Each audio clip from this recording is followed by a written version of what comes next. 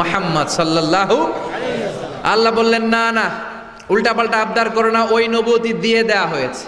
ঈসা বললেন ওকে, আমি পড়েছি ইনজিলের মধ্যে ওই নবীর উম্মতদের এত মর্যাদা, বনি ইসরায়েলের অনেক নবীর চাইতে নাকি উম্মতে মুহাম্মাদের মর্যাদা অনেক বেশি হবে। আল্লাহ শেষ নবী আমাকে বানালেন না ওকে, কিন্তু আমার উম্মতকে ওই উম্মত বানান। আল্লাহ বলেন নো, ওইটাও দেয়া হয়ে গেছে। পাবে কে? বিশ্বনবী পাবে। বিশ্বনবীর উম্মত আমরা হলাম উম্মতে মুহাম্মাদি। আমাদের মধ্য থেকে যারা আলেম হবে, হক্কানি আবেদ হবে, আল্লাহর ওলি হবে, বনি ইসরায়েলের অনেক নবীদের চাইতেও তাদের মর্যাদা বেশি হয়ে যাবে। সুবহানাল্লাহ। এবার উনি চোখের পানি ছেড়ে দিলেন। আল্লাহ দোয়া করলাম আমার শেষ নবী বানান, বানালেন না। দোয়া করলাম আখিরি উম্মত আমারে দেন, আমারে দিলেন না। এবার আমি দোয়া করি, এই দোয়া কিন্তু ফেলতে পারবেন না। আল্লাহ বললেন করো করো।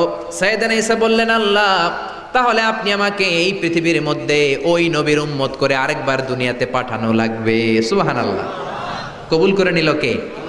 পৃথিবীতে একজন নবী এখনো মরে নাই, কি নাম?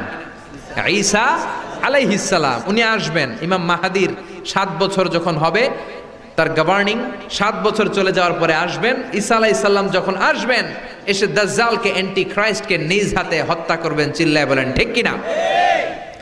এটা ছিল ঈসা নবীর দোয়া। এবার বিশ্বনবী কোন দোয়া করেছেন জানার দরকার আছে না নাই? বিশ্বনবী বলেন লিকুল্লি নবীন দাওয়াতুন মুস্তাজাবা। প্রত্যেক নবীর জন্য একটা করে দাওয়া মুস্তাজাবা আছে। আলেম যারা আছেন তারা বুঝবেন। দাওয়া মুস্তাজাবা মানে এমন দোয়া যেটা কবুল হয়ে যায়। দোয়া করলেই কথা বলেন, দোয়া করলেই কবুল। এরকম দোয়া রব্বুল আলামিন সব নবীকে একটা একটা করে দিয়েছেন। ওই দোয়াটা করলেই সেকেন্ডের মধ্যেই কবুল করে দেয় কে? আল্লাহ। সব নবী ওই দোয়া দুনিয়াতেই করে ফেলেছে। বিশ্বনবী বললেন লিকুল্লি নবীন দাওয়া মুস্তাজাবা। সব নবীর জন্য একটা স্পেশাল দোয়া আছে, দাও বিহা, যেই দোয়াটা নবীরা দুনিয়াতেই করে ফেলেছে। ওয়া ইন্নী আখতাবিউ দাওয়াতি শাফাআতান লি উম্মতি ইয়াউমাল কিয়ামাহ। আল্লাহু আকবার। আর আমি আমার দাওয়া মুস্তাজাবা স্পেশাল দোয়াটা এখনো করি নাই। আমার দোয়াটা এখনো আমি জমিয়ে রেখেছি। কিয়ামতের কঠিন ময়দানে আমার উম্মত যখন বিপদে পড়ে যাবে, আমার উম্মতের জান্নাতে যাওয়ার ব্যাপারে ঝামেলা লেগে যাবে, আল্লাহর অনুমতি ক্রমে শাফাত করে করে আমি আমার উম্মতদেরকে জান্নাতে ঢুকিয়ে দেব। তখন আমি ওই দোয়াটা করব। বিশ্বনবী সেজদায় পড়ে থাকবেন কিয়ামতের ময়দানে। সব নবীরাও বলবে ইয়া নাফসি ইয়া নাফসি। কেউ যখন আল্লাহর কাছে যেতে পারবে না, সবাই মিলে বিশ্বনবীর কাছে যাওয়ার পরে বিশ্বনবী তখনও মাথা তুলবেন না। বিশ্বনবী কপাল ঠুকে কেঁদে কেঁদে বলবেন রব্বি হাবলি উম্মতি। ও আল্লাহ আমার উম্মতকে আপনি মাফ করে দেন। সুবহানাল্লাহ। আল্লাহ বলবেন নবী ইরফা রাসাক, মাথা উঠান। সাল তুতা, আজকে যা চাইবেন তাই দিব। ইশফা তুশাফা, যারাই শাফাত করবেন আমার অনুমতি ক্রমে কবুল করে দিব। সুবহানাল্লাহ।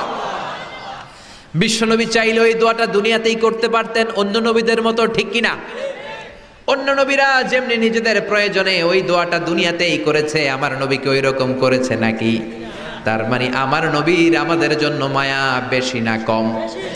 আমার জন্য রেখে দিয়েছেন ওই দোয়াটা, আপনার জন্য রেখে দিয়েছেন দোয়াটা, আমাদের জন্য দোয়াটা রেখে দিয়েছেন। আমরা যখন কিয়ামতের ময়দানে বিপদে পড়ে যাব, বিশ্বনবী দোয়া করে করে আমাদেরকে জান্নাতে ঢুকিয়ে দিবেন, ঠিক কিনা? বিশ্বনবী দুনিয়াতে কম আঘাত সহ্য করেন নাই। যেই লোকটার বাইরের চামড়া থেকে রগ দেখা যেত, রগের ভেতর দিয়ে যে রক্তগুলো দৌড়াদৌড়ি করে সেটাও দেখা যেত। সুবহানাল্লাহ। পৃথিবী এত সুন্দর মানুষ দেখে নাই। ওই লোকটাকে পাথর মেরে মেরে তায়েফের ময়দানে রক্তাক্ত করা হয়েছে 3 বার। আমি দেখে এসেছি এবার জায়গাটা। একবার আহত হলেন, আবার উঠলেন, আবার পাহাড়ের কাছে গেলেন, আবার মারা হলো, আবার পাহাড়ের ওই পাশে গেলেন, আবার মারা হলো। 3 বার পাথর মারা হলো। বিশ্বনবী নিজের কোনো প্রয়োজনে, নিজের স্বার্থের জন্য যান নাই। তায়েফবাসীদের জান্নাত নিশ্চিত করার জন্য, তাদের ভালোর জন্য, তাদেরকে দাওয়াত দেওয়ার জন্য গিয়েছেন। তারপরও মাইর আছে না নাই?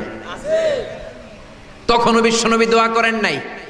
ওই দিন যদি দোয়া করতেন আল্লাহ তায়েফবাসীদেরকে আপনি শেষ করে দেন, সেকেন্ডের মধ্যে পুরো তায়েফকে পাউডার করে দিতে পারতো কে?